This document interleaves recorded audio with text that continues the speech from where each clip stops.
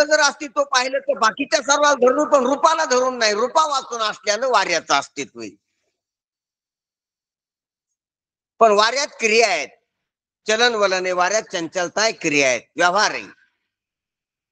क्रियेला धरून थोडा थोडा आवाज वाढवा, काही किंचित, थोडा किंचित अगोदर जास्त आता. हा बस. हा आता बोलू नका, तिकडं कोणी कोणाला बोलू नका आणि आम्हाला बी बोलू नका इकडं, कारण आम्हीच बोलायला लागलेलो.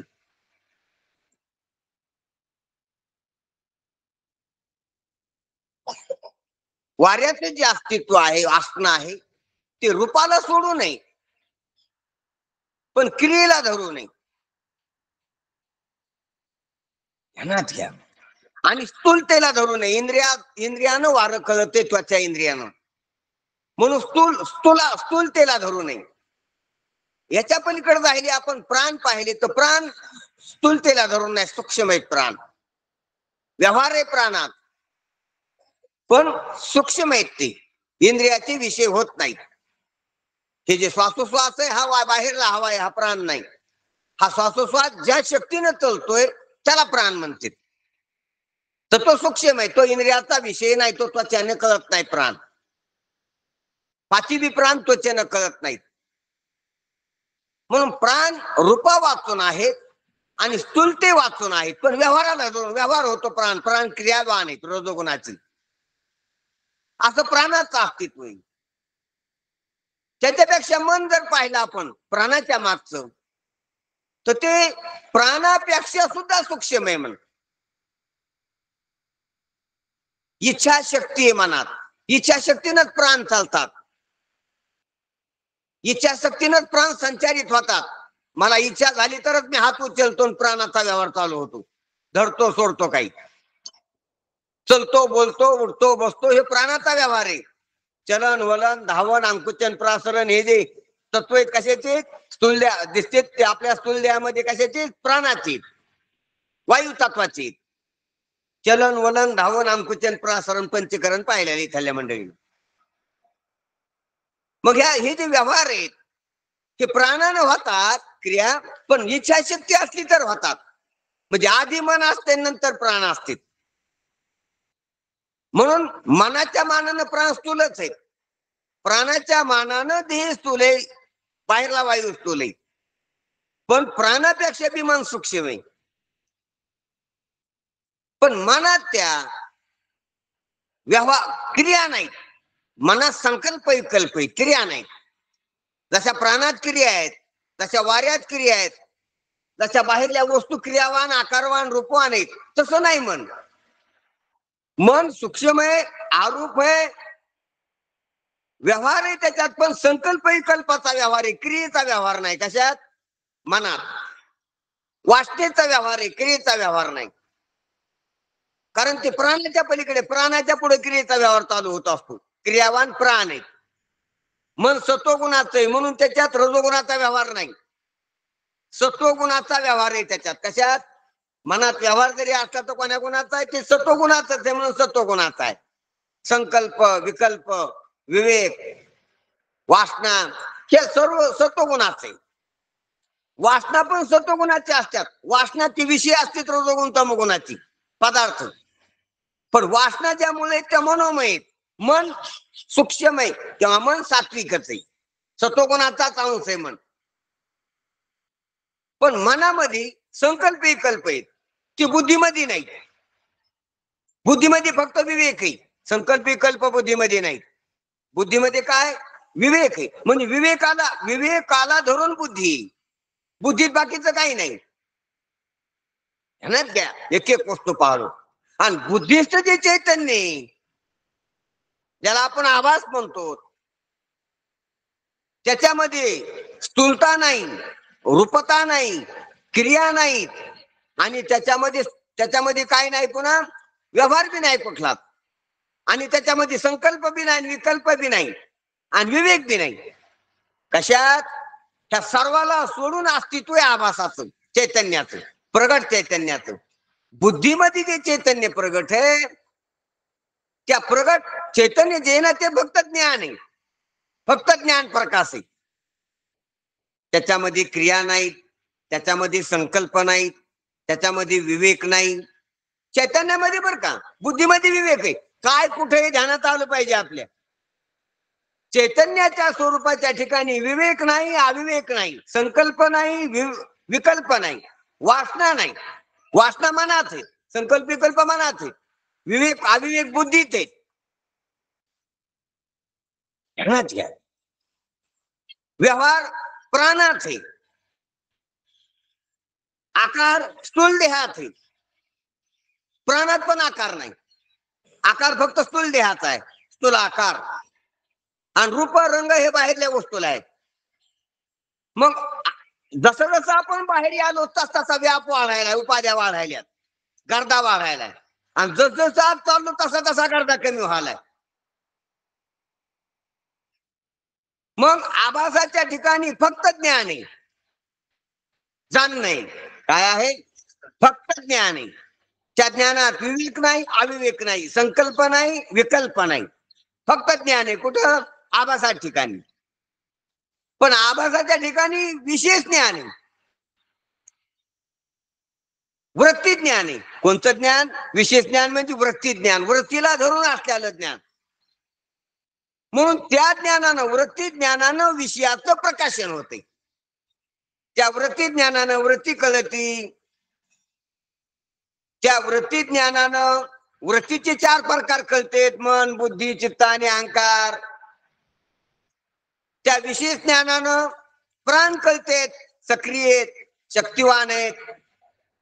त्या विशेष ज्ञानानं इंद्रिय कळतेत, 5 ज्ञानेंद्रिय, विषय कळण्याचे द्वार, 5 कर्मेंद्रिय, व्यवहार करण्याचे सेवक.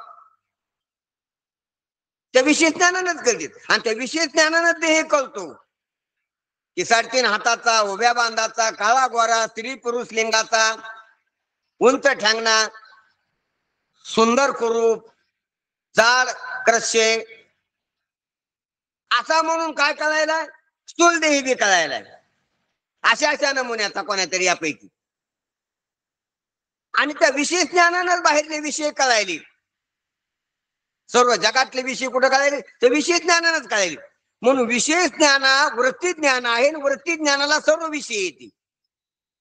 आणि ते वृत्ती ज्ञान वृत्तीमध्ये प्रगट आहे. कुठं प्रगट आहे?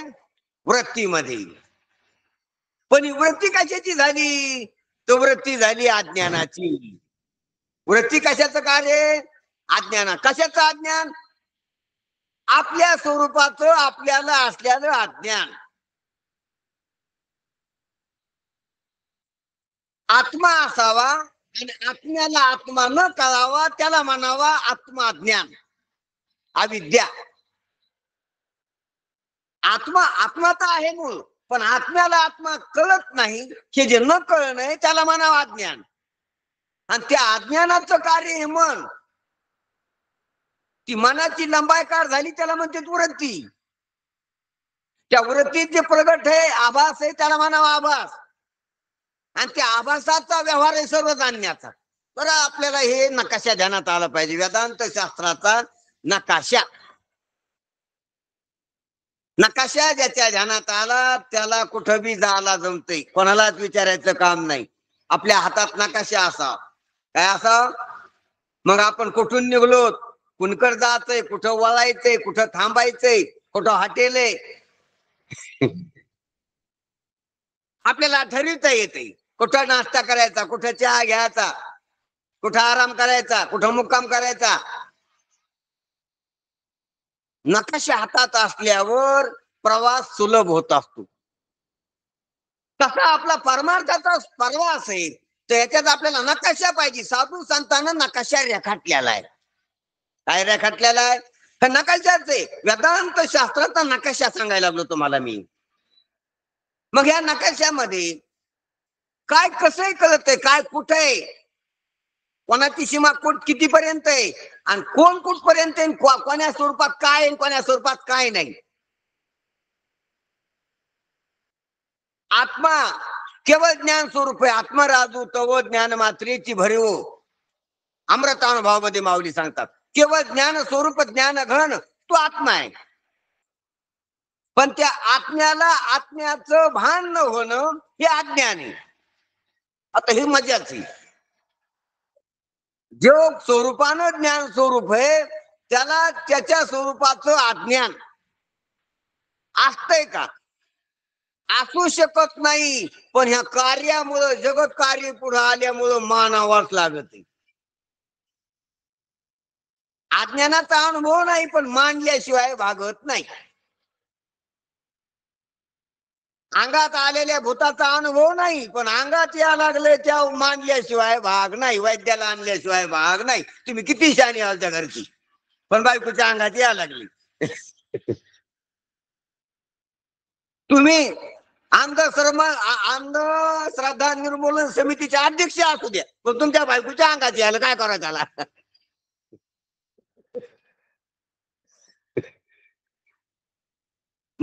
कारण हे काय आले, फोडे आले, गोटी आले, अंगात आले, गुचक्या लागायल्या, सवारी या लागली म्हणल्यावर भूत तर नसतंय तुम्हाला माहित आहे. पण त्याचं कार्य दिसायला लागले पुढं मग मानावं लागतं. बरोबर आहे पण त्याला औषध आहे, वैद्य आहे, आणतो आम्ही लिंबू, नारळ, कोंबडा आहे. मग साधू संतांनी केलेलंच आहे. त्या भूताला उतारा. जसं साधू संतांना सांगितलं का तसं आत्मस्वरूपाच्या ठिकाणी अज्ञान तर नाही, सिद्धच होत नाही. पण अज्ञानाचा एवढा मोठा ही काय केला, काय केलं तिनं?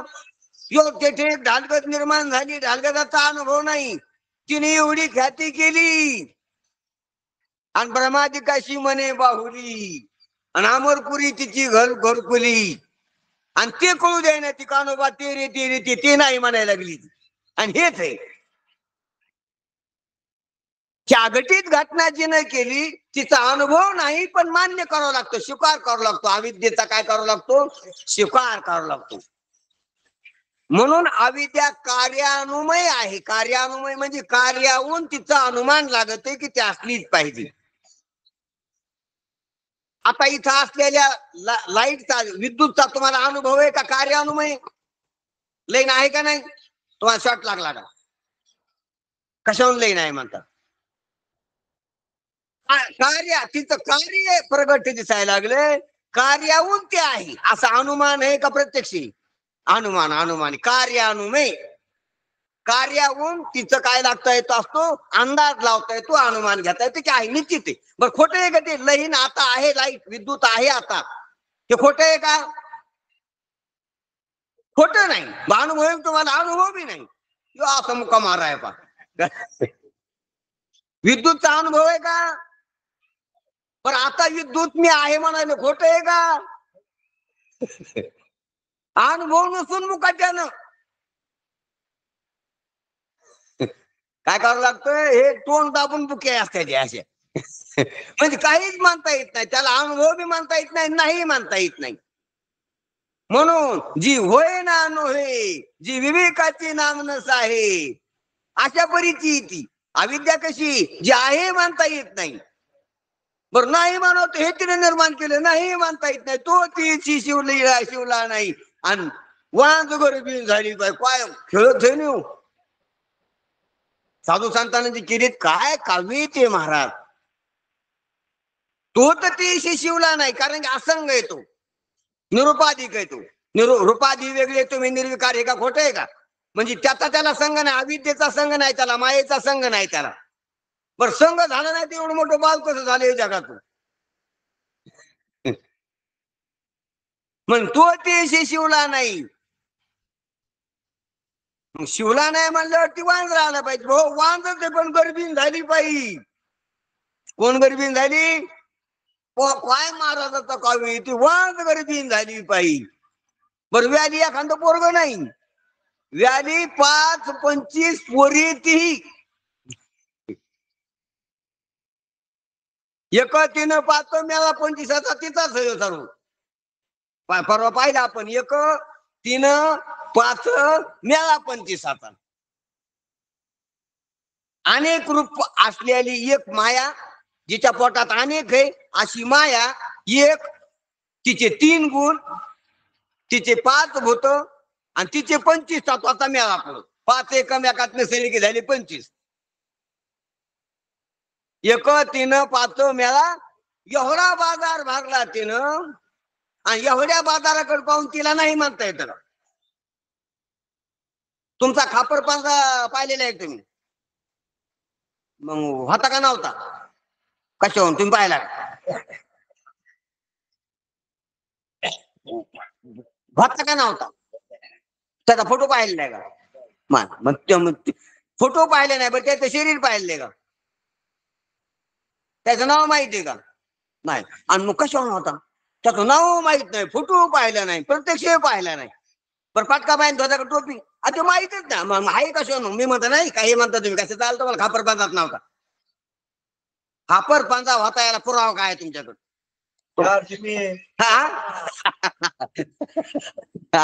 तुमचा खापर पांजा होता, तो पटका बांध होता का, बोटकारा होता का, टोपी घाली होता का, त्याला काय होतं का नव्हतं आम्हाला माहित नाही.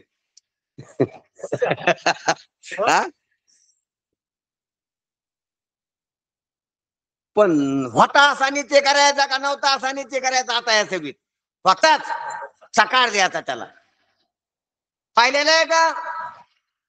माहित नाही, पाहिलेला नाही, प्रत्यक्ष प्रमाणाने नाही. पण त्याला नाही म्हणत ही संगती लागत नाही. पुढच्या पिढ्याची पुढची संगती, ते खापर पांजा नव्हता तर आजा कसा येईल? पांजा कसा येईल, आजा कसा येईल, बाप कसा येईल, आणि हे शरीर कसं होईल? मग ही संगती लावण्यासाठी त्याला मानावंच लागते ना, माहित नसून, अनुभव नसून त्याला मानावंच लागते. सकारण स्वीकार करावा लागतोय. तसा वेदांत शास्त्रात ईश्वराचा देखील सकारण स्वीकार केलेला आहे. विचारसागरात विषय आलेला आहे. सकारण ईश्वरत्वाचा अंगीकार, सकारण मायाचा अंगीकार. शास्त्राला फक्त ब्रह्माचाच अंगीकार करायचा आहे. ते तत्वज्ञ संत स्वीकारित, तत्व सोडून काही स्वीकारित नाहीत. पण जगाचा अनुभव पहा लागल्यावर ईश्वर स्वीकारावा लागतो, माया स्वीकारावी लागते, गुण स्वीकारावं लागतात, भूत स्वीकारावं लागतात, प्रारब्ध स्वीकारावं लागते, क्रियामान स्वीकारावं लागते, संचित स्वीकारावं लागते. हेच नाही, स्वर्ग स्वीकारावा लागतो, नरक स्वीकार. हे काय शहाण्या, हे काय येड्या लोक म्हणतात काय, अरे काय तू पाहायच्या वाटान चल, मग तुला कळत. तू जर जग मानतो तर जगाचा करता ईश्वर मानावाच लागल, ज्ञानता. तू जर जग मानतो तर जगाचं कारण माया मानावंच लागल.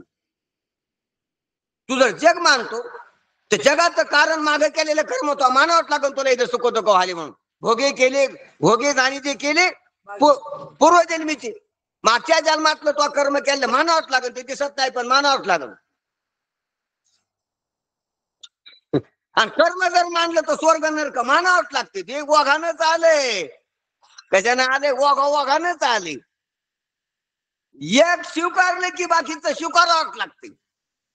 तुम्ही एक पहा, आता समजा नवरदेव पुढची, तुम्ही एकटी बायको केली का समजे नाती केली बाकीची? हा, बाकीचे फिरी आले. तुम्ही फक्त समजा बायको संगत लागणं लावलं का सासऱ्या संग लावलं? समजा बायको केली तसा सासरा केला का नाही?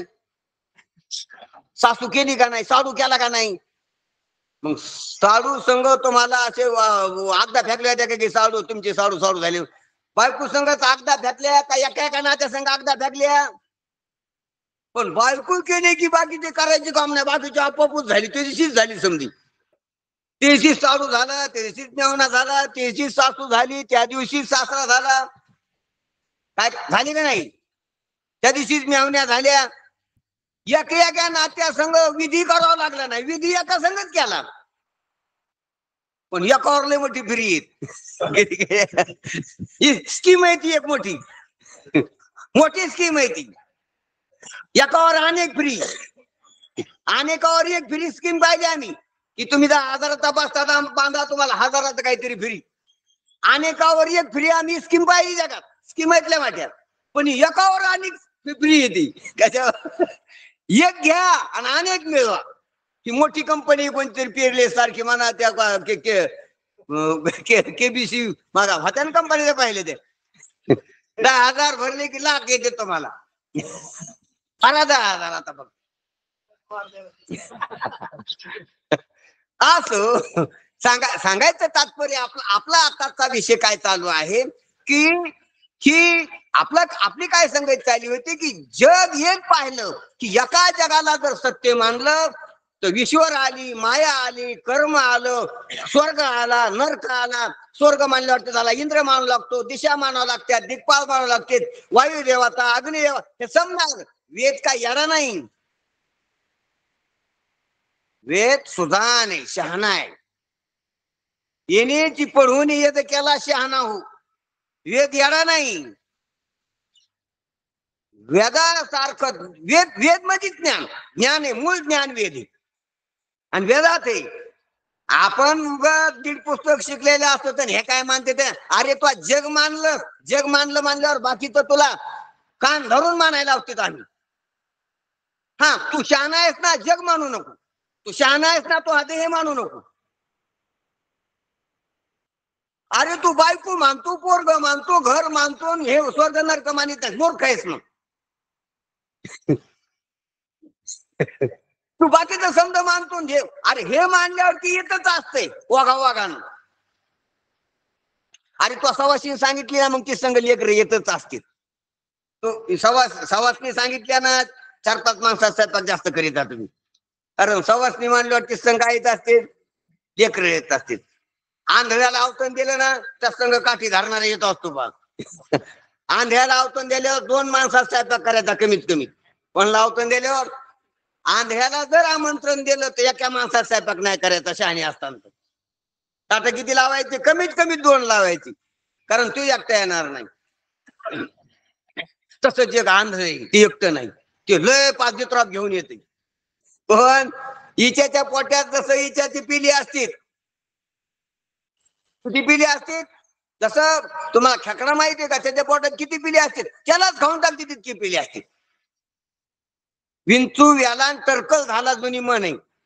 विंचू जर व्याला तर त्याच्या पोटात इतके पिली असतील की ते पिली मोठाले होत त्या विंचवाला खाऊनच घेते. विंचाचं टरकल होऊन पडत असते, कचरा होऊन पडत असतो, आणि ते पिले बाहेर येत असते. मग असो, सांगायचं तात्पर्य तसं जगात चित्रा भया. म्हणून सांगायचं तात्पर्य एकच आहे की आत्मा आहे, आपल्याला आत्म्याचं अज्ञान आहे, त्या अज्ञानातून मन आहे, त्या मनाच्या पुढे प्राण आहेत, त्या प्राणाच्या पुढे इंद्रिय आहेत, आणि त्या इंद्रियाच्या पुढे देह आणि जग आहे. हा असा विस्तार आहे आपण प्रपंचाचा पाहिलेला. तर हे कशासाठी पाहू लागलो, प्रत्येकाचे रूप वेगवेगळी. तर याच्यातलं जे चैतन्याचा जे प्रगट आहे आभास, ते फक्त जाणणे स्वरूप आहे. तिथं फक्त ज्ञान आहे, आणि विषय प्रकाशक ज्ञान आहे, वृत्ती ज्ञान. ते ज्ञान कशात प्रगट आहे, वृत्तीत, अंतःकरणात. ते अंतःकरण कशात आहे, अविद्याचं. ती अविद्या कुठून आली, ती अविद्या म्हणजे व्यष्टी अविद्या आहे, एका जीवापुरती. अशा अनेक जीवाच्या अनेक अविद्या जिथं राहतात तिला म्हणतात माया, समष्टी अज्ञान, समष्टी माया. सर्व जीवाची उपाधी, सर्व जीव जिथं राहतात, सर्व जीवाच्या उपाधीचं कारण ती माया आहे. अज्ञान आपोआपले सेपरेट आहे. तसे प्रत्येक जीवाचं अज्ञान हे ज्याचं त्याच आहे. म्हणून एकाचं अज्ञान गेल्यावर सर्वांचं अज्ञान जात नाही. नाही तर बरं झालं असतं, तसं झालं तर ज्ञानोबराचं अज्ञान गेलं की आपल्या समजायचंच गेलं असतं. त्याचं राहिलं का, मग आपलं कसं करायला, हा येणं नाही, त्याचं गेलं आमचं राहिलं. गावातल्या समजायची गरिबी एक आहे का, काहीची जाती काहीची राहते. गरिबी समजायची एक आहे का, एक असती तर एकाची गेली की समजायचीच गेली असती. आपापल्या कशा आहेत, वेगवेगळ्या आहेत. त्याप्रमाणे अज्ञान हे ज्याची त्याची वेगवेगळी येत. कसे येत, वेगवेगळे येत. पण हे सर्व अज्ञान जिथून आले त्याला म्हणतात माया. अज्ञानाचं भांडार घर ती माया, आणि अज्ञानाचे छोटे मोठे दुकानं ते हे अज्ञान, व्यष्टी अज्ञान त्याच्या अंतःकरणात. असो, मग अज्ञान कसं आहे, अज्ञान अव्यक्त आहे. ध्यानात घ्या, मी अव्यक्ता करतो आलो. अज्ञान कसं आहे, अव्यक्त आहे. अज्ञानाचं कार्य व्यक्त आहे. मन, इंद्रिय, देह आणि जगत विषय हे अज्ञानाचं कार्य व्यक्त आहे. आणि अज्ञान कसं आहे, अव्यक्त. जसं लैनीचं कार्य व्यक्त लैन अव्यक्त आहे, लैनीचं कार्य कसं आहे, व्यक्त आहे. ध्यानात घ्या. त्याचप्रमाणे अज्ञान अव्यक्त आहे आणि अज्ञानाचं कार्य व्यक्त आहे. तशीच माया अव्यक्त आहे, आणि मायेचं कार्य ईश्वर, आणि ईश्वराचा सर्व व्यवहार हा व्यक्त आहे. आणि माया कशी आहे? अव्यक्त आहे. आणि ती माया केव्हापासून आहे? अनादी. तिला बूड नाही, तिला जन्म नाही, अनादी. आणि त्या अनादी मायेमध्ये जे प्रगट झालेलं तत्व आहे ते अनादी निर्गुण चैतन्य प्रगट होईल. आणि त्याला म्हणते देवन, त्यालाच म्हणते देवी. अनादी निर्गुण प्रगटली. अनादी असलेल्या मायेमध्ये निर्गुण चैतन्य रूपानं जी प्रगटता आहे ती देवी, आणि तोच देवी. म्हणून देवी आणि देव दोन नाही बर का. त्यालाच काही भक्त देव म्हणून उपासना करतात त्याची, आणि काही संप्रदाय त्याची देवी म्हणून उपासना करतात. त्या भक्तातल्या स्वभावातला फरक आहे, भक्ताच्या भावनेतला फरक आहे, तिथं फरक नाही. काही भक्ताची तो देव म्हणून भावना आहे आणि काही भक्ताची तो देवी म्हणून भावना आहे, आणि तिथं दोन्ही बी आहेत आणि दोन्ही बी नाहीत. हे कळायला पाहिजे काय. त्या प्रगट स्वरूपात त्याला देव बी मानता येते, त्याला देवी बी मानता येते, आणि तो देव बी नाही देवी बी नाही. ते अव्यक्त निराकार आहे ज्या करत तो काही बोलू देत नाही, त्याला नाव नाही. तो देव आहे का देवी? तिथं देव बी दिसतो आणि देवी दिसती, त्याच्या त्याच्या भावनेप्रमाणे. ते तर प्रतिफळे भावना आपुला आली. पण तिथं मूळ स्वरूपात देव नाही देवी नाही, ते अव्यक्त निराकार ब्रह्म आहे. तिथं भाषा नाही. बुडात जर पाहिलं तर ब्रह्म आहे, तिथं भाषा नाही. पण ब्रह्म जर मायेमध्ये प्रगट झालं, शुद्ध सत्वगुणी मायेमध्ये जर प्रगट झालं, तर त्याला प्रगट विश्वरत्व येतो किंवा देवीत्व येते. त्यालाच म्हणतात महाराज, माया तेची ब्रह्म, ब्रह्म तेची माया, अंगाने छाया जया परी.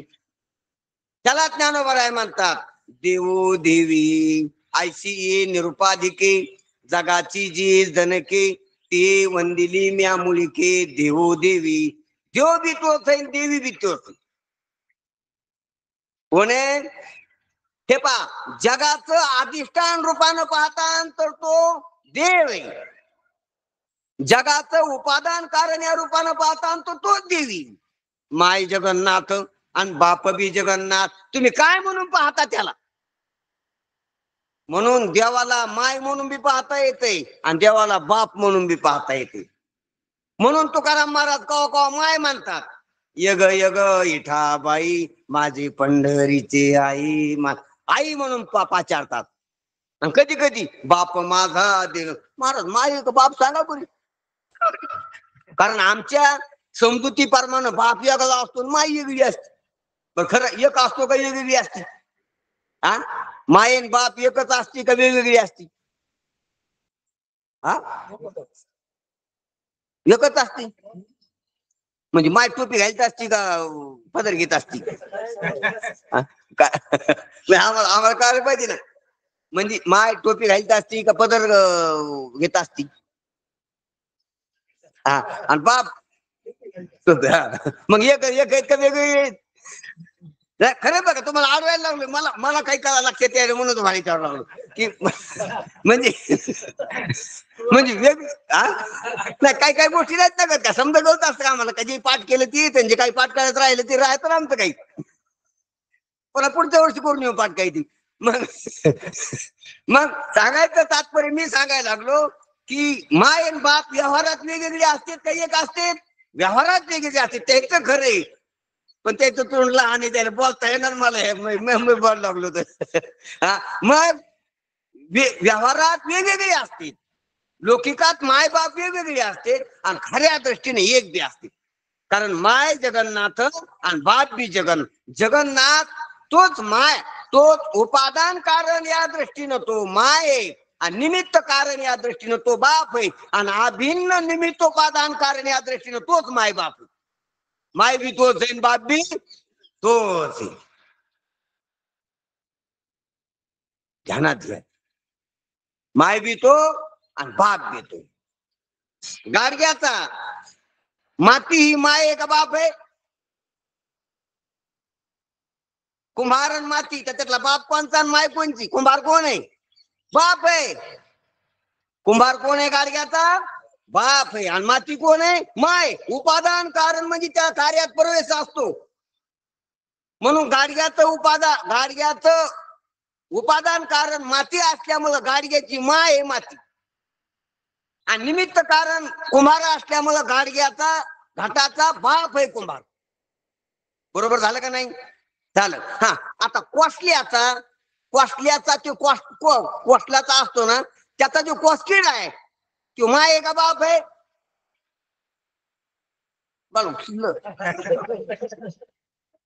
कोसला केला ना कोस कीटकानं, तो कोस कीटक त्या कोसल्याचा केलेल्या कोसल्याच्या घराचा बाप आहे का माय? अहो तुमचं घर केलं तर घराचा सिमेंट वीट वाळू खडी गज, सिमेंट वीट खडी वाळू गज किमा आहे. आणि गौंडी त्याचा बाप आहे. तो मिस्त्री कोण आहे? त्याचा बाप आहे. कोणाचा? घराचा. ध्यानात घ्या.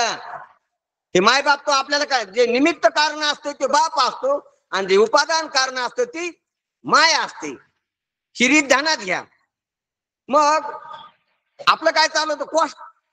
कोसला केलेल्या कोसला कार्य, तर त्या कोसल्याचा तो कीटक माय आहे का बाप आहे? बरोबर आहे, दोन्ही बी येतो. कारण त्यानं बाहेरला मसाला वापरला नाही. हे जर मिस्त्रीनं खडी वीट वाळू बाजूचा वापरलं, तसं कोसल्यानं बाहेरला माल वापरला नाही. किंवा कोयल्यानं जाळ केलं कातणीनं, त्यानं बाहेरला माल वापरला नाही. मटेरियल बी अंगातूनच काढलं. आणि अंगानं स्वतःनं जातीनं कोणाला दिलं नाही त्यानं गुतती घर का बांधायला. कोणी? कोसल्यानं कातणीच्या कातणीनं कोयल्यानं. म्हणजे निमित्त कारण बी ते होत, उपादान बी ते होत. म्हणून कातीन जायाचं माय बाप आहे. माय बी ती जैन बाप बी तोच आहे. कोसला कीटक कोस कीटक त्या कोसल्याचं माय बी आणि बाप बी. निमित्त कारण बी तोच आहे, उपादान कारण बी तोच आहे. ही ध्यानात घ्या गोष्ट. तसा ही जी देव आणि जीवी नाही एकरूप आहे. एकाच जागेवर दोन्ही बी दोन दृष्टीने पाहता येतात. अहो तुमच्या हातात रुपये आहे, तो चीज आहे का पट आहे? हा, दोन्ही गोष्ट आहे. बरं दोन्ही संघ पाहता दिसतील का? एक पाहायला गेलं तर एक लपत आहे. पाची चणपट संघ पाहता येत. किती प्रयत्न करून बा दोन्ही संघ पाहता येत नाही. चीज आणि पट एका रुपयातले दोन्ही संघ पाहून दाखवा, नाहीत पाहता येत. एक पाहिले की एक लपत आहे. बरं तुमचा रुपया तो चीज आहे का पट आहे? दोन्ही बी. बर खरं आहे. बर त्या धातू मध्ये चीज आहे का पट आहे? धातू जर तुम्ही असा मोळला तर त्या धातू मध्ये चीज आहे का पट आहे?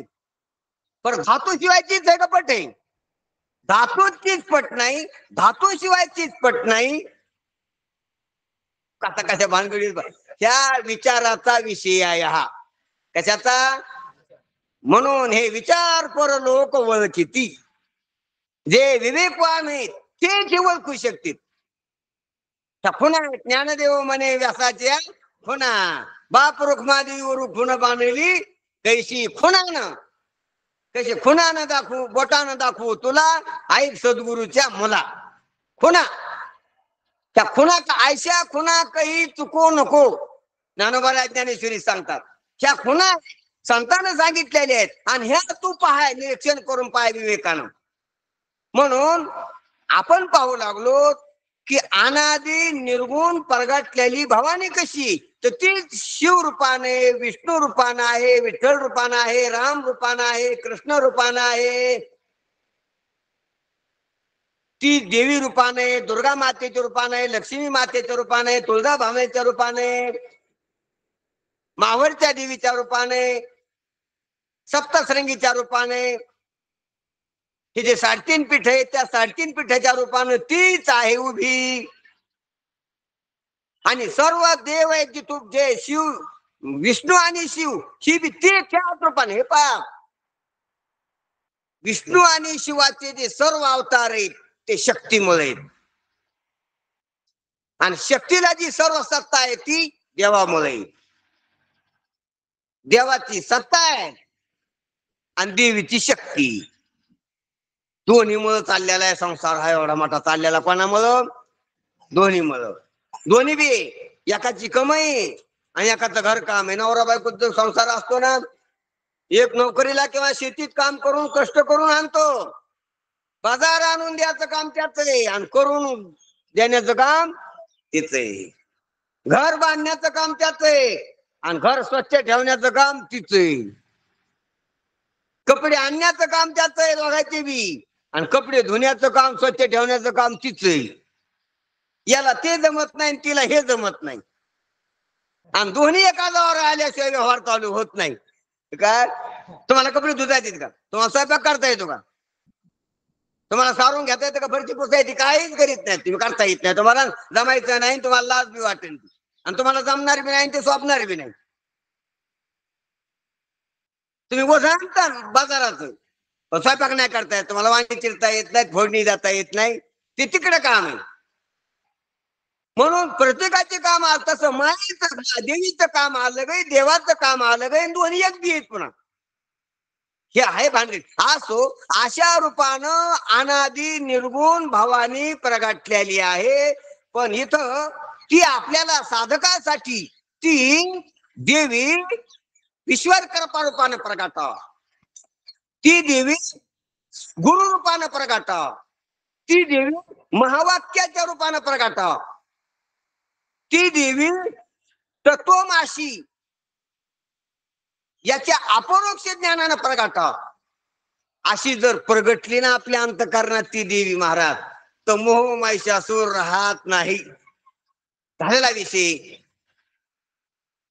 त्रिविध ताप राहत नाहीत आणि भक्तावर निर्वाण जे संकट आहे ते राहत नाही. पहिलं चरण. म्हणून भक्तानं त्या देवीची आराधना करा, त्या प्रगट देवीची आराधना करा, ईश्वराची, गुरुची, शास्त्राची, संतांची, महावाक्याची चिंतन करा आणि देवीला जोगवा मागा. सर्व द्वैत सारून देवीशीच माळ घाला. द्वैत सारून माळ बी घाली ना. आणि देवीचा जो बोधाचा झेंडा आहे, आम ब्रह्मस्मी तत्वमाशी सोहम, हा झेंडा हातात घेऊन त्यानं काय करा? नाचा. हाती बोधाचा झेंडा मी घेईन आणि देवीकडे चक्रा मारा नेहमी. देवीचा तन्मय असा, देवीच्या स्मरणात असा. भेदरहित वारीशी जाईन. वारीला गेल्यावर वारी कशासाठी करायची? भेद मिटवायसाठी. काय भेद आहे? हे पहा, देव असो का देवी असो, वारी केली. हे पहा, वारी कशाला म्हणते तुम्हाला माहित आहे का? पंढरपूरला जाऊन तिथंच राहण्याला वारी म्हणत नाही आणि घरी येऊन पुन्हा पंढरपूरला न जाणं याला बी वारी म्हणत नाही. वारी कशाला म्हणतात पहा, वारी शब्दाचा अर्थ काय? जो घरीच राहिला तो वारी का? वारकरी आहे का? नाही. जो पंढरपुरातच राहिला, घराकडे आला नाही, ते वारकरी का? नाही. तिला वारकरी संप्रदायात पंढरपूरलाच राहू नका, इकडे बी या, इकडेच राहू नका, तिकडे बी जा.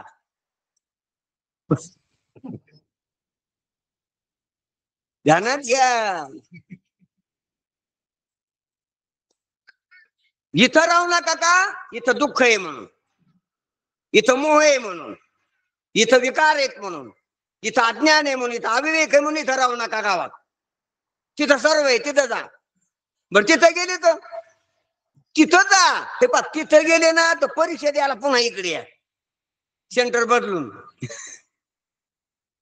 पंढरपूरला गेल्यास पण तिथं तर आहेच रे, तिथं तर टाळण मृदंगन कीर्तन पाठण, तिथं तर रंगून जाशील तू.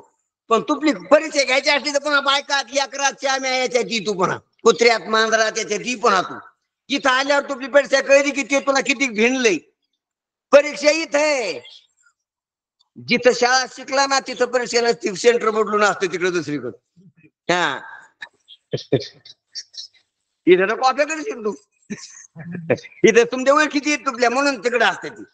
तिथं वेगळेच असते, तिथं स्टार्टिंगला वेगळेच असते. असो म्हणून परीक्षा इथं द्यायची. म्हणून साधू संतांपाशी ऐकायचं आणि घरी बायको पोरं घर दार कुत्रे मांजर याच्यात परीक्षा द्यायची की तिथं आपली वृत्ती कशी राहते. म्हणून पुन्हा घरी, म्हणून वार घरी आल्याशिवाय वाईट नाही पूर्व वारकरी. नाही तर नाव दुसरं ठेवलं असतं माऊलीने की पंढरीत ठेवलं असं नसतं, पंढरी रहिवासी. तसं नाही वारकरी संप्रदाय. वारकरी म्हणजे तिथून वापस यायचंय.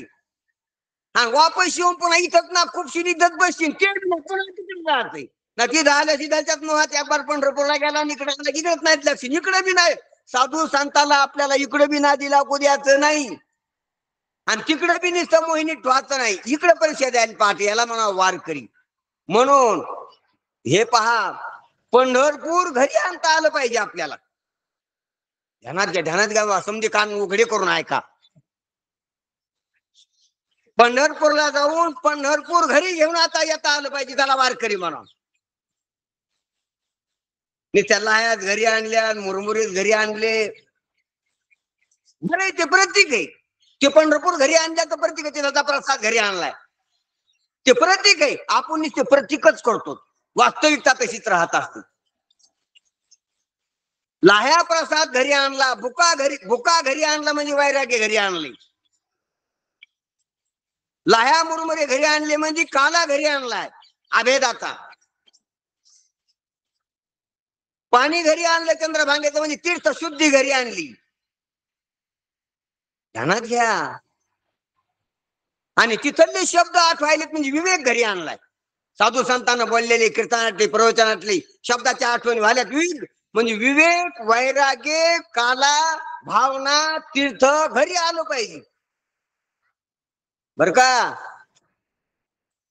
पंढरपूर घरी घेता आलं पाहिजे, आता आलं पाहिजे. म्हणजे याला भेदरहित वारी म्हणतात. म्हणजे काय, पंढरपूरला गेलो तर पंढरपूर संग घेऊन आलो. काय करून आलो, देव बी म्हणजे अभेदाला प्राप्त झालो. भेदरहित वारीसी जाईल, काय महाराजाचं बोलणं आहे. आणि पुन्हा महाराज पुढे बोलतात की नवविध भक्तीच्या करुणी नवरात्रा, करुणी पोटी मागेल ज्ञानपुत्रा, धरीन सद्भाव अंतरीच्या मित्रा, आणि दंभ संसार सांडीन कुपात्रा. ह्या चरणाचा बी आपण धावता काल थोडा पावसा पाण्यामुळे अर्थ पाहिला, पण थोडाफार आपण त्याचा प्रकाश टाकू त्याच्यावर. की महाराज म्हणतात, अशी जी अनादी निर्गुण प्रगटलेली देवी आहे, त्या देवीची आम्ही नवरात्रा करीन. नवविध भक्तीच्या काय करीन, नवरात्रा. नवविध भक्तीच्या म्हणजे काल पाहिले आपण, श्रवण, कीर्तन, प्रभोस्मरण, पादसेवन, अर्चन, वंदन, दास्य, सख्खे आणि आत्मनिवेदन, ह्या काय आहेत, नऊ भक्ती आहेत. तर नवविध प्रकारच्या भक्ती या करून मी नवरात्रा करीन. हे पहा, 9 प्रकारच्या भक्ती आहेत. तुम्हाला सांगायचं का, 9च काय, जास्त 10-15 का नाहीत. 9 म्हणजे सर्व भक्त्याच आहेत पहा. कारण आपल्या गणितीय शास्त्रात 9च्या पुढे संख्या नाही. काय नाही, गणितात 9च्या पुढे काय नाही, संख्या नाही. 0 पासून 0 संख्याच आहे, पण अभावात्मक संख्या आहे. तिला भावात्मक संख्येने भाव येतोय. तिच्या माग पुढे जर 1 2 असले तर त्या 0ला भाव येतोय, नाही तर 0 अभावात्मक संख्या आहे. मग 1 पासून तर 9 पर्यंत संख्या आहे, आणि त्या संख्येच्याच पुन्हा आलत्या पालत्या देऊन सर्व लाखो करोडो संख्या वाहतात. मग 90 भक्त्या आहेत म्हणजे सर्व भक्त्याच आहेत. जितकी संख्या आहे तितकी भक्त्याच आहेत. म्हणून प्रत्येकाची भक्ती वेगवेगळी आवश्यकती, फक्त 9 सांकेतिक शब्द आहे. म्हणून 9 भक्त्या केल्याची भक्त बी, त्याच्या अभंगात वर्णन आहे कोणी कोणची भक्ती केली तर ती प्रत्येकाच्या भावनेप्रमाणे, प्रत्येकाच्या स्वभावाप्रमाणे, प्रत्येकाला अनुकूल असलेली देवाची आराधना आहे, देवाची सेवा आहे. तर त्याच्यातली पहिली भक्ती आहे श्रवण, आणि ही पहिली आणि शेवटची, पहिली आणि मुख्य, ह्या भक्तीच पूर्ण काम होत असते. पण या भक्तीत, श्रवण भक्तीत. पण श्रवण भक्ती जर विवेक उद्दीपित झाला नाही, अधिकार कमी असला, तर अस्पष्टता होत असली, तर त्यासाठी ती अस्पष्टता जाण्यासाठी, अधिकार वाढण्यासाठी कीर्तन कर. मोठमोठ्यानं देवाचं नाव घे. रामकृष्ण टाहो होडी साधा हे कीर्तन आहे. कीर्तनाचे नि नटनाचे नाचिले व्यवसाय प्राचिताचे हे कीर्तन आहे. जे नामाचे नाही पापाची आयशी केली, म्हणून काही प्रतिबंध असतील. श्रवणानं तुला का कळाना संतांना सांगितलेलं काहीतरी प्रतिबंध आहे, म्हणून कीर्तन कर. कीर्तन करून बी प्रतिबंध जाय ना, म्हणून मनामध्ये देवाचं स्मरण कर, नामस्मरण कर. नामस्मरण करून बी तो दोष नाही गेला समजा खानबार, तर पाद सेवन कर. पाद सेवन करून बी जर समजा राहिलात किंचित दोष, तर अर्चन कर, वंदन कर. हे पहा त्या भक्त्या कशा आहेत, पहिली उच्च कोटीची भक्ती आहे श्रवण, आणि ते नाही जमलं तर खाली खाली खाली अर्चन वंदन अशाकडे याचं, आणि पुन्हा सख्यन पुन्हा आत्मनिवेदन करायचं. आणि ह्या 9 पायटाच्या भक्त्याचा राऊंड जर कंप्लीट केला तर निर्दोषच होता असतो. तुका म्हणे नवविध भक्ती जाणे तोची शुद्ध. ह्या 9 प्रकारच्या भक्तीमध्ये अशुद्धीच राहत नाही. म्हणून एक एक करायला लागलाय. श्रवणाला बसा, पहिल्या पहिली श्रवणाला बसा. श्रवणाचंच काम झालं तर पुढे काय करायचं काम नाही तुम्हाला. पण श्रवणात काही अडचणी येत असल्या तर मग कीर्तन करा. टाळ्या वाजून नाचून गाऊन देवाचं नाव घ्या. सतत कीर्तन मा नेहमी करता देवाचं मोठ्यानं नाव घ्या. तुमचा दोष काहीतरी श्रवणानं कळत असतोय मनुष्य तुम्ही, पण काहीतरी दोष आहे, ते दोष जाण्यासाठी देवाचं मोठ्यानं नामस्मरण करा. बहिरंगातून नामस्मरण करण्याला कीर्तन म्हणा, अंतरंगातून नामस्मरण करण्याला प्रभोस्मरण म्हणा. ज्ञानदेवा मौन गपमाळा अंतर हे प्रभोस्मरण आहे, आणि रामकृष्ण टाओ फोडी साधा हे कीर्तन आहे. कळायला पाहिजे भानगडी याच्यातले.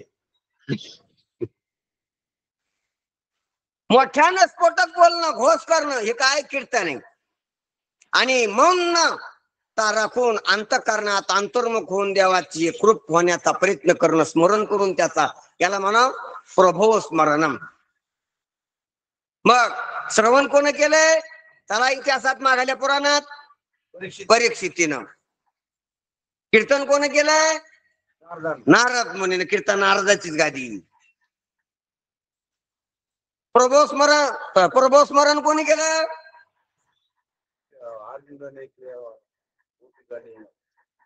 नाही त्याने शक्य केले. हा अहो प्रल्हादानं सारखं स्मरणच केले. काय केले, स्मरण नुसतं नारायण नारायण आत बाहेर नेहमीच करतात. स्मरण केलं. वाल्या कोळी महाराज वाल्मिक ऋषीनं बरोबर आहे, स्मरणच केले. राम राम राम असं त्याला बसेल एक बार 12 वर्षी की 12 वर्षी त्या नामाच्या धुंदीमध्ये राहिले. काहीनं अर्चन केले, काहीनं पादसेवन केले, काहीनं वंदन केले. आपण पुराण पाहतो का म्हणे नाही विश्वास ज्या म्हणीन पाहावे पुराणी. पुराणात पाहायचे दाखले भेटते कोणी कोणी काय केलं. काहीनं दास्य केलंय, सेवाच केली नसती ईश्वराची, आज्ञाच पाळली नसती. काहीनं सख्य केले, सखा म्हणून मित्र म्हणून देवाशी मित्रत्वाचं नातं करून प्रेम केले देवावर. जसं अर्जुनानं, जसं राधेनं, जसं गोपिकानं सख्य भक्ती केली सखा म्हणून. आणि काहीनं सर्व समर्पण केलं बळी सारख्यानं. आत्मनिवेदन काल परवा आपण विषय पाहिला की तो आलता वाघानं, आत्मनिवेदन कसं करायचं असो. म्हणून अशा रीतीने 9 प्रकारच्या भक्त्या आहेत. त्या जीवाला आली जी अशुद्धी, काही मनाची, काही विक्षेपाची, काही विकल्पाची, काही अविवेकाची, काही अज्ञानाची, ह्या सर्व प्रकारचे प्रतिबंध दूर करून जीवाला ब्रह्मरूपतेचा निश्चय होण्यासाठी ह्या साधन रूप पायऱ्या आहेत. 9 भक्तीच्या काय आहेत, साधन रूप पायऱ्या आहेत. आणि ह्या देवीच्या उपासनेत 9 रात्रामध्ये 9चा बी उल्लेख केला नात्रायनं. 9 भक्तीच्या करुणी नवरात्रा. पण नवरात्रा कशासाठी करायच्या, एरीला पाणी लागण्यासाठी, पोरग होण्यासाठी, पोराचं लग्न होण्यासाठी, पाऊस उघडण्यासाठी, यंदा दुष्काळ असला तर पाऊस पडण्यासाठी. हे पहा जे काम प्रारब्ध वशात ईश्वराला करावंच लागतील ती काम आपण सांगितली नाही पाहिजे. त्याला करावंच लागतील ती काम आपण काय सांगायची कोणाला. आपण नाही सांगितले तरी त्याला काय हो, की आपल्या प्रारब्धाप्रमाणे त्याला करावंच लागते. ते काम सांगण्यात पुरुषार्थ नाही. काय सांगण्यात. हा, म्हणून असे काम आता समजा महिला मंडळ उठल्यावर त्याला जे रोज करा स्वयंपाक असं म्हणलं नाही पाहिजे, ते उठून करतात. म्हणजे जे काम वाहन दररोज होत असते, बर तुम्ही जेव्हा आज दिवस उगू दे असं कवा म्हणले का? देवाला कवा साखरे टाकले का? नाही तर आजचा दिवस मावळू दे, संध्याकाळ होऊ द्या. ते होतच असते ते का? जे काम आपोआप होत असते त्याला आटापिटा करायचं नाही, त्याला आज्ञा करायची नाही, त्याला प्रार्थना करायची नाही. जे काम होत नाही ते काम सांगतो आपण का जे करतो ते. अरे ते त्याला करावंच लागते, ते प्रारब्ध वशात आहे आलेल्या योगानं, ते काम सांगू नाही. आता तुम्ही मला प्रवचन सांगा महाराज असं म्हणत जाऊ नाही कवा. आता तुम्ही एखाद्यानं उठून उभा राहू नाही की महाराज प्रवचन सांगा तुम्ही, असं का म्हणू नाही? का म्हणून नाही, चालू आहे ते. आणि ते तुम्हाला ऐकतच ऐका ना काय चालू आहे ते. काय तुम्हाला बंद करायचे का नाही, का चालू ठेवायचे का? कुंकून फिरून या तो मनातून, बाहेरून तिकडून माझं गाव हे तुमच्या मनावर. ध्यानात घ्या. त्याप्रमाणे हे व्यवहारातले काम. अरे तुम्हाला मुलगा प्रारब्धात असला तर किती बी देवाला शिया देऊन बी होईल. ध्यानात घ्या, ध्यानात घ्या जरा. अन्न धन मानव हे तो प्रारब्ध अधीन. व्यवहार सर्व प्रारब्ध अधीन शरीर येत झाली हरिहार किंचित न करवे अनुमात्र, हे वेदशास्त्र प्रमाण. म्हणून सर्व प्रारब्ध अधीन ते साखर घालू नये. म्हणून देवीच्या उपासना करून, नवी रात्री करून काय करायचंय तर महाराज म्हणते जे अशक्य इतर द्यात ते करायचे. अरे पुलं तर कोण्या द्यात होते, खाला प्याला तर कोण्या द्यात भेटते, विषय तर कोण्या द्यात असते. म्हणून देवी मनुष्य देहासारखा देह भेटलाय, देवी सारखी पुढे दैवता प्राप्त झाली, तिच्या उपासनेचा योग आलाय. तर असं साधं सुधं मागितलं नाही पाहिजे. एका तरुण मुलाला राजाच्या मुलीनं मागणी केली. राजाला साकरटा सांगितले की मला त्या मुलासंग लग्न करायचं, मला खूप चांगला आहे तो, मला आवडला, मी तुझ्या दुसऱ्या संग लग्न करणार नाही, असं राजाला त्या मुलीनं साखर टाकलं. म्हणून राजे साहेब म्हणले त्या मुलाच्या बापाला की तुम्ही या पाहुणे होऊन आमच्या इथं, तुम्हाला मुलगी द्यायची बर का. तर मग तो नवरदेव होता. तर तो नवरदेव म्हणला की मुलगी करायची, पण मी म्हणतो ते सर्व दिलं पाहिजे. काय दिलं पाहिजे? मी म्हणतो ते देत असले तरच करायचे, नाही तर कोणती मुलगी करायची नाही, मी ठरलेली. म्हणजे तू सांग ना तिथे येऊन. मग त्यांनी ती बैठक भरली, सर्व झालं. तो सोयरिकेचा कार्यक्रम चालला आणि तो उभा राहिला आणि तो म्हणला एक रेडू, एक घडी आणि बाटा बूट, त्याला गोंडी पाहिजे. कशाला?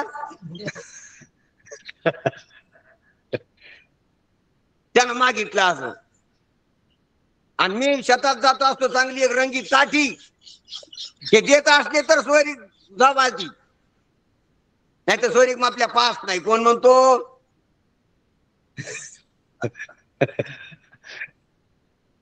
काय करावं आता? म्हणजे यानं मागायला पाहिजे होतं की काय? यानं याच्या मागण्या काय आलं पाहिजे होत्या राव. तो मागून फसला का मागून जमलं याच. तो याला ठरला उलट. ती मला तर वाटतं राजाने ती सभात मोडी असंख्यित बस झाला, आता आपलं काय झालं, आपापल्या घरला चाला. त्याप्रमाणेच आपण साध्या गोष्टी ईश्वराकडे मागतो, त्याला जसं आपण हसलो तसेच संत आपल्याला हसतेच. पास आपण जसे बायकान लेकरण पोरण भरोरण पैसे पाणी हे मागवतोच ना, हे ते आता आपण हसलं तर तसंच आहे. ते रेडून काठीन घडीन रंगीत काठी, अशी काठाची काठी एक दिली तरच जमतंय. आपले खूप साईड्याची धावकुट असते, साईड्याची कुपाटीपर्यंत, तशी आपण मागून मागून काय मागणार आहेत हेच. म्हणून नवीन भक्तीच्या करून नवरात्रा पोटी मागेन ज्ञान पुत्रा. पहा महाराज, ज्ञान पुत्र म्हणजे मला माझ्या स्वरूपाचं यथार्थ ज्ञान व्हा विशेष स्वरूपानं. याच्यासाठी मी भक्ती करायलो, यासाठी मी देवीकडे आलेलो. नववीत भक्तीच्या करून नवरात्रा पोटी मागेन ज्ञानपुत्रा. आणि धरीन सद्भाव अंतरीच्या मित्रा. आणि ते ज्ञान होण्यासाठी सद्भाव अंतरीचा जो मित्र आहे, हे पहा आपल्या प्रत्येकाच्या आत एक मित्र आहे सद्भाव. ते सद्भाव मित्राची मैत्री केली पाहिजे कोणाशी. आणि तो नेहमी राहत नाही, कधी मधी चक्करला येतो आपल्याकडे, आतच असतो पण नेहमी आपल्या हातात हात घालीत नाही, खांद्यावर हात ठेवीत नाही. कोण?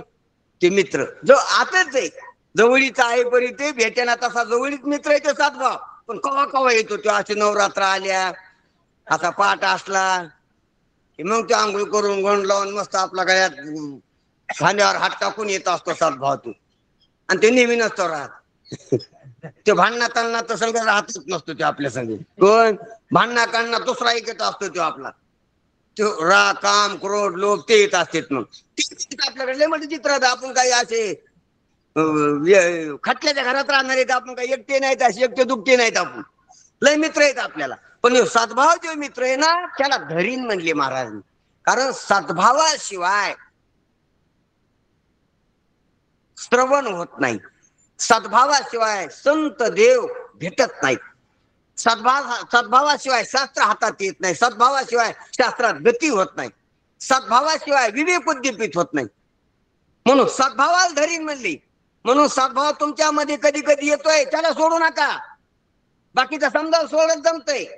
जी सद्भाव सद्वासना ज्या आहेत ना त्या सोडल्या नाही पाहिजे, त्या कधी कधी येत असतात. म्हणून त्या येण्याच्या पर्व काळ आहेत. नवरात्र आल्या की ते येत असते सद्भाव, हनुमान जयंती असली की सद्भाव येत असतो, रामनवमी असली की सद्भाव येत असतो, कृष्णाष्टमी शिवरात्री अशा पर्व काळाला. म्हणून नैमित्तिक संस्कृतीने आपल्या जे नैमित्तिक कार्यक्रम ठेवलेले तिथं सद्भाव जागा होत असतो. काय होत असतो? आणि त्या सद्भावाला नेहमी जो धरून ठेवतो त्याला शहाणा म्हणा. असा निमतानं येतो, निमतानं जातो, तो शहाणा नाही. सद्भाव असला की त्याला इतकं हाताला धर, त्याला जाऊ द्यायचं नाही त्या मित्राला. धरीन सद्भाव हो अंतरीच्या मित्रा. कारण सद्भावाशिवाय परमार्थ होत नाही, सद्भावाशिवाय शास्त्र आवडत बी नाही, कळत बी नाही, सद्भावाशिवाय संत भेटत बी नाहीत, कळत बी नाही, तर कसरवण होत नाही सद्भावाशिवाय. म्हणून जितका जितका सद्भाव वाढल म्हणून वाढावया सुख भक्तिभाव धर्म कुलाचार ना मिठोबाची. म्हणून नामस्मरण करायचं, आपला सद्भाव वाढला पाहिजे. काय वाढला पाहिजे? सद्भाव म्हणजे सत्याविषयी भाव. नेहमी आपला खोट्याविषयी भाव असतो. ज्या वेळेला देवीचं स्मरण होतं, देवीकडे आपण येतो तेव्हा सद्भाव आहे.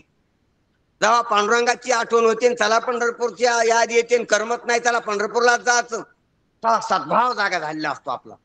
चला ज्ञानेश्वरी उघडायची, बाकी ते कामा त्या ज्ञानेश्वरी वाचायची राहिली, ज्ञानेश्वरीच पाहतो तर आपण आपलं कुठरो घालतो तर तिथून पुढे सुरुवात करायची. कपची बासा बाकी ते कवाड लावून घेण्याचं बाहेर जा, मला ज्ञानेश्वरी वाचायची. त्यावेळेला सद्भाव जागा झालेला असतो. सद्भाव जागा झाला की परमार्थ सुरू होत असतो. दुर्भाव जागा झाला की गोंधळ चालू होत असतो मनात. म्हणून सद्भावाला पकडा किंवा सद्भावाशी मैत्री करा. त्याला बोलिलं की आला पाहिजे, तो जरी गेला इतका तितका त्या संग चहा पाणी जरा दोस्ताना ठेवा, बोलिलं की आला पाहिजे तो. त्या संग जर भांडणं झाली ना मग तो बोलिलं तरी याचा नाही, कोण बोलावलं तरी याचा नाही. म्हणून त्या संग भांडणं करू नका. कोणा संग? सद्भावा संग. तुमचा मित्र येतो आतला आणि त्यानंच समज होते. म्हणून त्याला पकडा. म्हणून ध्यानात घ्या, हुशारीनं परमार्थ. तुका म्हणे गडे हो हुशारीनं खेळा, परमार्थ हुशारीनं करा. कसा? सद्भावाला पकडा. ध्यानात घ्या, ध्यानात घ्या जरा. सद्भाव आलंबनावर आधी असतो, नंतर आलंबनावातून सद्भाव राहायला पाहिजे. जरा कान गोगले ठोडून ऐका. आलंबाचा सद्भाव कसा असतो? आलंबनाचा गंगावर गेले तरच सद्भाव जागा होतो, देवाची मूर्ती दिसली तरच सद्भाव जागा होतो, ही आलंबना नाही. सप्ताह आला तरच सद्भाव जागा होतो, काहीचा आंघोळ केली तरच सद्भाव जागा होतो, त्या टायमा पडतात. काहीचा गंध विधी पूजा केली तरच सद्भाव जागा होतो, तितक्या पुरता पुन्हा झोपी जातो, पुन्हा बाजूला जातो. नाही बरं आहे ते, हे ढाका स्टार्ट ना. काहीच्या ढाका स्टार्ट बी नाही, लुटलुटू बेजारी, ढकलू बेजार रे. काहीच्या गॅरेजला लावल्या त्याच्यापेक्षा तुमची बरी ढाका स्टार्ट आहे बाबा. स्वयं स्टार्ट कमी जाण्याचे असतात. असो म्हणून सद्भाव जागा होतून जातो, पण सद्भावाशी अशी मैत्री करा की तो बिगर आंघोळ केल्याचा बी आला पाहिजे, ते वढ्यावर बसलेला असलो तरी आला पाहिजे, तो आथोरणात झोपलेला असलो तरी राहिला पाहिजे, तो रानात काम करायलो तरी असला पाहिजे, तो लग्न कार्यात गेलो तरी बी तो जवळून गेला नाही पाहिजे, त्याच्यात गर्व ना अभिमान ताठाना असा आला नाही पाहिजे, वागिसण्याच्या मंडपात बसलेलो तरी बी सद्भावच पाहिजे. इतकी त्याची मित्री का चल धारा म्हणतात, धरीन सद्भाव अंतरीच्या मित्रा, नेहमी करता सद्भाव. हे पा भांडणं पण सद्भावनच करता आली पाहिजे, सत्यासाठी सत्याग्रह करता आला पाहिजे. त्यासाठी भांडण पण सत्यानं पाहिजे, त्याला सद्भावाच आहे ते. अहो कृष्ण परमात्म्यानं ते मिटिले सद्भावच होता. पांडवानं जे काही केले युद्ध ते सद्भावाचंच होतं, धर्मयुद्ध होतं म्हणजे सद्भावच होता तो. अर्जुनानं दुर्योधनाला दुःशासनाला मारलं, दुर्भाव होता का सद्भाव होता? मारा सांगा बरं मला, काय होता? पण काय होतं ते? मारणं पण सद्भाव होता. ध्यानात घ्या. अहो बजरंग बली त्या नाख्या मारला, लंका जाळली, म्हणजे विकारानं जाळली का सद्भावानं? सद्भाव. पहा, म्हणून प्रेमाची आरती सद्भावे आरती, सद्भाव आहे. रावण मारला प्रभू रामचंद्रानं सद्भावानं, दुर्भाव नव्हता त्याच्या मनात. म्हणून प्रभुरामाचे जे बाण होते सद्भावाचे होते, आणि तिकडून राक्षसाचे जे बाण होते इंद्रजिताचे, कुंभकर्णाचे किंवा रावणाचे, ते दुर्भावाचे होते. यायला बाण हाणून धर्माची स्थापना करायची होती, धर्माचं रक्षण करायचं होतं, गोब्राह्मणाचं रक्षण करायचं होतं, सद्भाव आता. आणि अर्जुन त्या रावणाला जिंकून काय करायचं होतं?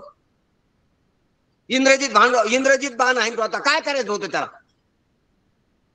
म्हणजे इंद्रजिताचं भांडणं होतं ते गैर नव्हतं का? इंद्रजिताला बाण हाणून इकडे लक्ष्मणाला मारायचं होतं, रामाला मारायचं होतं. समजा त्याचे समजा झाला असतं तर काय करायचं होतं? त्याच्या बायकोला, त्याच्या बापाला सीताबाई करून द्यायची, म्हणजे सद्भाव होता का त्याला?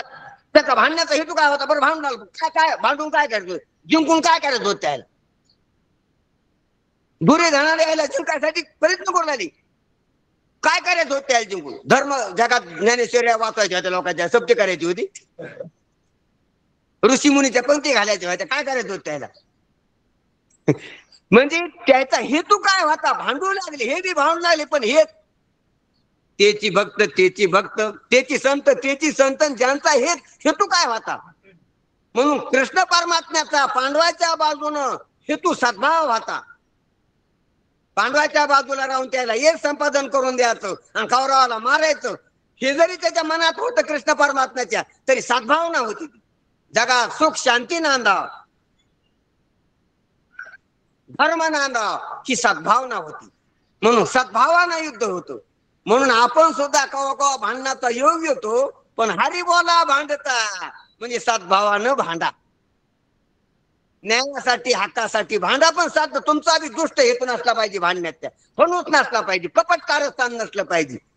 न्यायासाठी, हक्कासाठी, सत्यासाठी, धर्मासाठी, सर्वांच्या सुखासाठी, सर्वांच्या हितासाठी भांडावं बी लागत आहे. महात्मा गांधी भांडली, सत्याग्रह केली, कृष्ण परमात्म्याने केले, प्रभू रामचंद्राने केले, सर्व साधू संतांनी केले. ती धर्माचे पालन करणे, पाखांड खंडन हेची करणे, कामन बिजवार व्हावे नाम. तीक्ष्ण उत्तरी त्याने बी चढली, हाती घेऊन बाण फिरी, नाही भिडभार तुका म्हणे साना थोर. असं तुकोबारायन सुद्धा युद्ध केले, रात्रंदिवस आम्हा युद्धाचा प्रसंग. असो आपला विषय विस्तारित व्हायला. म्हणून सांगायचं तात्पर्य, धरीन सद्भाव अंतरीच्या मित्रा.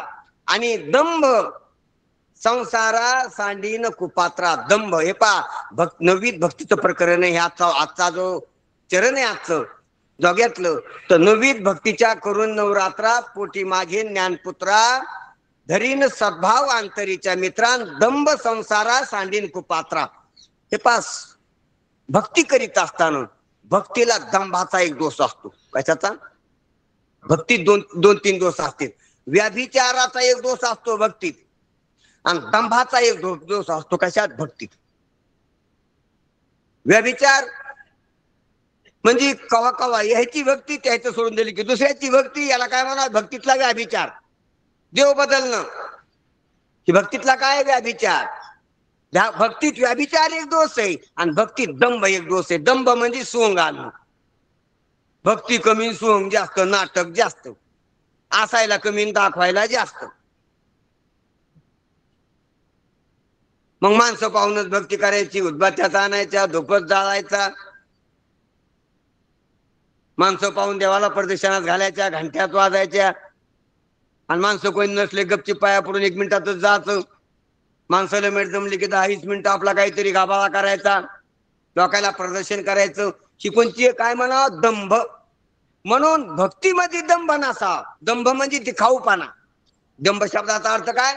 दिखाऊपणा, बेगडीपणा, सोंग ढोंगपणा, नक्कलपणा. नकरी दंभाचा साय असं तुकोबाराने सांगितलेले. म्हणून दाखविण्यासाठी भक्ती नसावा. नवीन भक्ती करा पण लोकांना, म्हणून भक्ती केलेली कोणाला सुरूच नाही आपण.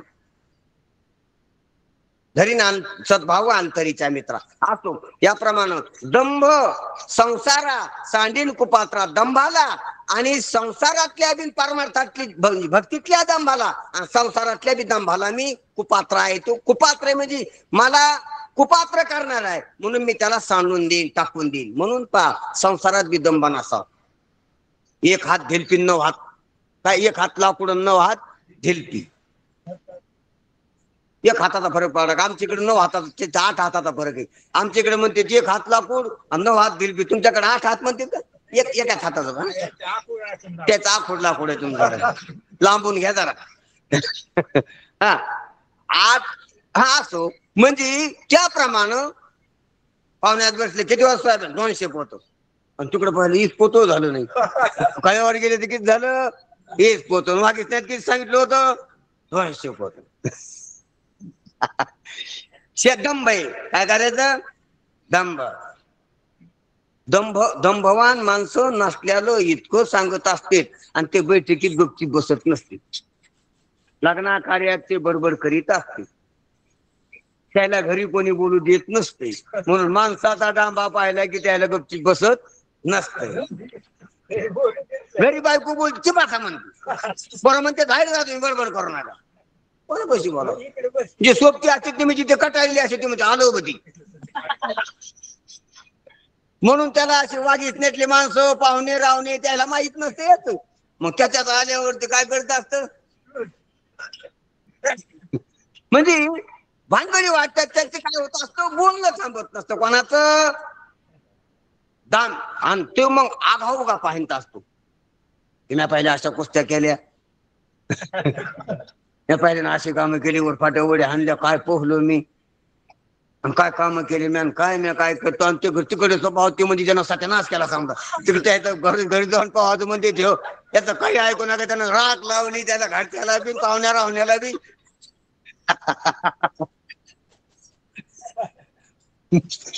काय आम्ही कामे केली, काय आम्ही कसं कसं केलं. त्याच्या बायकोला विचारा ती मग याच्याचं काय ऐकून त्यानं राख लावली समजी. म्हणून त्याच्या माणसाला बोललं नाही पाहिजे. त्याच्या घरच्या पोरायला बायकोला विचारलं पाहिजे त्यात जाऊन कसं काय चाललं तुमचं, कसं त्यांनी कामं केली म्हणून असं. म्हणून म्हणून हे दंभ आहे ना, संसारात बी असतो परमार्थात बी असतो. संसारात बी नाही सावा गप्पा हायचा असतो त्याला दंभ म्हणा. सोंग दिखाऊपणा, सोंग ढोंग करतो कमी, दाखवतो जास्त, बोलतो जास्त. दंभ संसारातला दंभ आणि भक्तीतला बी दंभ. भक्तीत गेला तर लोक जमले की म्हणा मी तीर्थयात्रा 5 बाऱ्यात 4 धाम केली, मी असं केलं, मी इतक्या पंक्ती घातल्या, मी वाऱ्या केल्या, मी तिकडे पंक्ती दिल्या. तू काय करतो? अरे केलं बी असं पण तू सांगायला का? आम्ही विचारल्यावर सांग ना. आम्ही विचारावं की तुम्ही कुठं किती बाऱ्या तीर्थाला गेलते, तेव्हा तो सांगितलं ते सार्थय. हे पा उत्तर प्रश्नाशिवाय नसावं. ध्यानात घ्या. काय आधी प्रश्नपत्रिका आधी उत्तर पत्रिका परीक्षेमध्ये हातात काय देतील? आधी प्रश्नपत्रिका वाचायची का आधी उत्तर पत्रिका लिहायची? काय करायचं? स्वतः तो स्वतःच नवीन व्यक्ती नवीन तसा उत्तर ते उत्तराचे नवीन प्रश्न नवीन. आणि बिगर प्रश्न केल्याचा जो उत्तर देतो, तुला कोणी विचारलं होतं का तीर्थयात्रा किती बारे केल्या तो? मग तो कस काय खेटला आम्हाला येऊन? आम्ही बसलो होतो तो आला आणि म्हणतो मी 4 बारा ते 4 धाम केली. पण आम्ही विचारलो होतो ना तुम्हाला, तुम्ही आमच्या कानामध्ये काऊन घालायला काही बी आणून? ध्यानात घ्या. म्हणून खरा शहाणा असतो तो विचारल्याशिवाय बोलत नसतो. काय केल्याशिवाय? पुढच्यानं विचारावं, त्याचा कॉल पाहिजे ना आपल्याला. त्याचा कॉलच नाही, कस काय तुम्ही उत्तर द्याल त्याला? ध्यानात घ्या. म्हणून महाराजांना सांगितले की दंभ नसावा. परमार्थातला बी दंभ म्हणजे अहंकार नसावा, किंवा दंभ म्हणजे अहंकार होत नाही, दंभ म्हणजे सोंगढोंग होतंय, सोंगढोंग नसावा, आणि संसारातले बी नसावा. म्हणून त्याला कुपात्र येतो. त्यानं कुपात्र होत असतो बरं का. म्हणून ध्यानात घ्या. परमार्थाची लायकी राहत नाही त्यानं, विवेकाची लायकी राहत नाही त्यानं सोंगा ढोंगानं. जर आपण नसल्याला ताव आणत असतो की मी मोठा महाराज आहे, मला लय कीर्तन येते, मला लय प्रवचन येते, मला लय पाठ केलेले, मॅले जणांचं ऐकले आले, मॅले पाळणीला दिवस घातलेले. बरं तो समजा घातला असेल, समजा असेल, पण बैठकीला बस आम्हाला सांग तू आधी काऊन आधी ऍडव्हर्टाईज करू नाही पाहत. बहुतेक ऍडव्हर्टाईजचा माल धोक्याचा असतो. धोक्याचा असतो का? खरा जर माल आहे तर ऍडव्हर्टाईज त्याची लोकच करीत असते. खऱ्या मालाची ऍडव्हर्टाईज कंपनीला करावं लागत नसते. कोण करीत असतंय? महाराज म्हणतात ना, वारे हाती माप चाली सज्जन. जो सज्जन असतो ना, हे बघ तुकाराम महाराजाची वाह इकडे तुकाराम महाराजांनी केली का? मी देऊ जाईन कीर्तन कार्य, तुमच्या घरात फोटो कसं काय आला तुकाराम महाराज? वारे हाती माप आलं ती. ध्यानात घ्या. कुठे तुकाराम महाराज? कुठे तुमचं गाव? कुठे ज्ञानोबा आहे? कुठे तुमचं घर? तुमच्या घरात ज्ञानोबा आहे कोपरायचे फोटो आली. त्या काळात रस्ते होते का? वाहनं होते का? व्यवस्था होती का? फोन होते का? काय पत्रव्यवहार पण नव्हता त्या काळात पाहिला. टपाल खातं नव्हतं. होतं तर त्या राजाचे श्रीमंत लोकांचे पत्र व्यवहार होता, त्याची दूत आणून देत होती. त्या काळातली गोष्ट आहे 700-800 वर्षापूर्वीची. आणि त्या काळात गावगाव हरिपाठ पोहोचला, गावगाव भजन पोहोचले, वारकरी संप्रदाय पोहोचला, त्याच्या भावना पोहोचल्या. वाऱ्या हातीच माप आलं महाराज, पण ऍडव्हर्टाईज नाही केली. आम्हाला कार्ड छापावं लागते. फोन नंबर आहे, फोटो आणून चालते, आणि कार्ड छापून बी एकच कीर्तन होतं, दुसऱ्या वेळेस बोलीत नाही. काय त्या कार्डाचा अपमान आहे महाराज, जाऊ दे. म्हणून सांगायचं तात्पर्य दंभ नसावं. आहे ते आहे. अरे लोकांना कळालं, त्याचा उपयोग होत असला तर बोलीते तुला, करते फायदा, आणि नसला तर त्याचं आईत होईन. तुझं काय चाललं? येथे कोणाचे काय बा गेले आणि ज्याचे त्याने आईत केले असो, याप्रमाणे दंभ नसावा. म्हणून दंभ संसारा सांडीन कुपात्रा. दंभाला, संसारातल्या आणि नववीत भक्तीतल्या दंभाला, सोंगा ढोंगाला कुपात्र करणारा किंवा तोच कुपात्र आहे, अयोग्य आहे. म्हणून त्याला मी सांडून देईन, टाकीन, आणि मी काय होईन? शुद्ध होईन. शुद्ध होऊन देवाची देवीची भक्ती करीन, आणि देवीला एकच मागण की ज्ञानपुत्र व्हावा. काय व्हावा? ज्ञानपुत्र व्हावा म्हणजे काय? शेवटच्या शब्दात सांगतो, ज्ञानपुत्र व्हावा म्हणजे मला यथार्थ कळावा. जग कसं आहे, देह कसा आहे, इंद्रिय प्राण कशी आहेत, मन कसं आहे, बुद्धी कशी आहे, आभास कसा आहे, अविद्या कशी आहे, माया कशी आहे, विश्वर कसा आहे, आणि या सर्वाचा अधिष्ठान असलेलं ब्रह्म मी कसा आहे, ह्या गोष्टी यथार्थ कळावा. आणि ह्या गोष्टी यथार्थ कळण्यालाच म्हणावं ज्ञान. ज्ञानानं जात असतं अज्ञान, अज्ञानानं जात असते त्रिविधता, मोह, आणि संसारातलं जन्म मरणाचा भ्रम. अज्ञान अविद्या निवृत्ती दूर होत असतो, आणि मी ब्रह्म आहे, मी अव्यक्त आहे, मी निराकार आहे, मी चैतन्य आहे, मी माझ्या स्वरूपाच्या ठिकाणी देह नाही, आणि देह संबंधी सर्व अध्यास आहे, हा काहीच नाही. आणि मी जीव नाही, मी परमात्मा आहे, मी तो सोयी परब्रह्म, मी तो सोयी आत्माराम. अशा प्रकारचा मला माझ्या स्वरूपाचा बोध होणं, याला म्हणावं पोटी मागेन ज्ञानपुत्र. आपल्या पोटाला काय हवं? ज्ञानपुत्र व्हावा. हे पास जीव म्हणले की सर्व स्त्री आहेत, सर्वांनाच पुत्र व्हावा, कोणता पण ज्ञानपुत्र. म्हणून पुत्राशिवाय मोक्ष नसतो, सोडवणूक होत नाही, असं जी प्रथा पडली ना. पुत्र कोणता? ज्ञानपुत्र. ज्ञानपुत्र झाल्याशिवाय गती नसते होत, चांगली सद्गती. पण कोणता पुत्र? ज्ञानपुत्र येतो. हे पोरं तर खेळ आणून इथं फजिती करते, तर पुढे काय गती करतील? म्हणून पुत्र व्हावा, पण कोणता पुत्र व्हावा? ज्ञान पुत्र व्हावा. म्हणून ज्ञानपुत्र इथं नाथरायानं देवीची भक्ती करून मागितलेला आहे. म्हणून आपल्याला सर्वाला शुभ संकल्पना व्हावी की आपल्याला ज्ञान व्हावं, आपल्याला दृष्टी यावी, आपल्याला साधू संतांचं बोलणं कळावं, बोध व्हावा आपल्याला की मी देह नाही, मी माणूस नाही, मी बाई नाही, मी गरीब श्रीमंत नाही, मी काळा गोरा नाही, मी जन्माल्याला मेलेला देखील नाही, मी येणारा जाणारा देखील नाही, तर मी परमात्मा आहे, मी सच्चिदानंद स्वरूप ब्रह्म आहे. अशा प्रकारचा माझ्या ठिकाणी जन्म मरणाचा भ्रम भासायला लागलेला आहे. मी जन्मातीत मरणातीत अद्वैत असं एक चैतन्य आहे, असं आपल्याला आपल्या स्वरूपाचं विशेष ज्ञान व्हावा, हाच बोधपुत्र आहे. म्हणून बोधपुत्र होण्याची प्रार्थना देवी समोर नाथरायाने या तिसऱ्या कडव्यामध्ये केलेली आहे. ती आपण थोडक्यात पाहिली. आता दुपारी पाठ होईल. पाठाच्या अगोदर काही एक प्रवचन होईल. म्हणून आपण वेळेवर येऊन कार्यक्रमाचा लाभ घ्यावा. पुंडलिक वरदा हरी विठ्ठल. माऊली ज्ञानेश्वर जगद्गुरु तुकाराम महाराज की जय. शांती ब्रह्म एकनाथ महाराज की जय. जय लक्ष्मी आई की जय. ठीक. जय हरी बाबा, जय हरी. हा, जय हरी जय हरी जय हरी महाराज. जय हरी जय हरी. सर्वांना नमस्कार. रामकृष्ण हरी महाराज, सर्वांना रामकृष्ण हरी.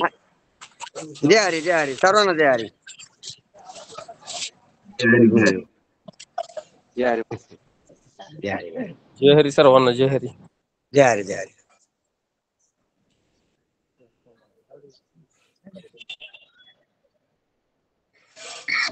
रामकृष्ण हरी महाराज, सर्वांना रामकृष्ण हरी.